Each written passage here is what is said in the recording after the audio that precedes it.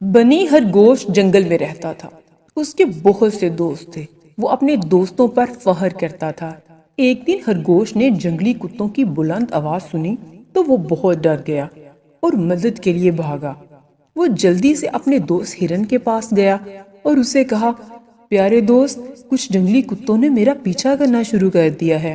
کیا تم انہیں اپنے تیز سینگوں سے بھگا سکتے ہو؟ اچھا، ہاں میں یہ کر تو سکتا ہوں، لیکن اب میں کام کر رہا ہوں، میں بہت مصروف ہوں۔ تم مدد کے لیے ریچھ کے پاس چلے جاؤ، ہرن نے کہا۔ بنی خرگوش ریچھ کے پاس گیا اور اسے کہا، میرے پیارے دوست، تم بہت مضبوط ہو، تم میری مدد کرو، کچھ جنگلی کتے میرے پیچھے لگے ہیں، میری جان بچاؤ۔ ریچھ نے جواب دیا، مجھے افسوس ہے لیکن میں بہت بھوکا اور تھکا ہوا ہوں، مجھے کچھ کھانے کی ضرورت ہے، تم مدد کے لیے بندر کے پاس کیوں نہیں جاتے؟ غریب خرگوش بندر، ہاتھی، بکری اور تمام دوسرے دوستوں کے پاس بھی گیا، لیکن کوئی بھی اس کی مدد کرنے کے لیے تیار ہی نہیں تھا۔ وہ بہت پریشان ہو گیا۔ وہ سمجھ گیا کہ اسے خود ہی مصیبت سے نکلنے کا راستہ سوچنا ہوگا۔ وہ ایک جھاڑی کے نیچے چھپ گیا اور دم سادے بیٹھا رہا۔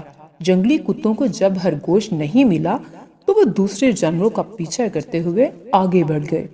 بنی خرگوش نے سیکھا کہ اسے اپنے غیر مددگار دوستوں پر منحصر نہیں ہونا چاہیے، بلکہ خود سے زندہ رہنا سیکھنا ہے۔ تو پیارے بچوں، اس کہانی سے ہم نے بھی سیکھا کہ دوسروں پر انحصار کرنے سے زیادہ خود پر بھروسہ کرنا بہتر ہے۔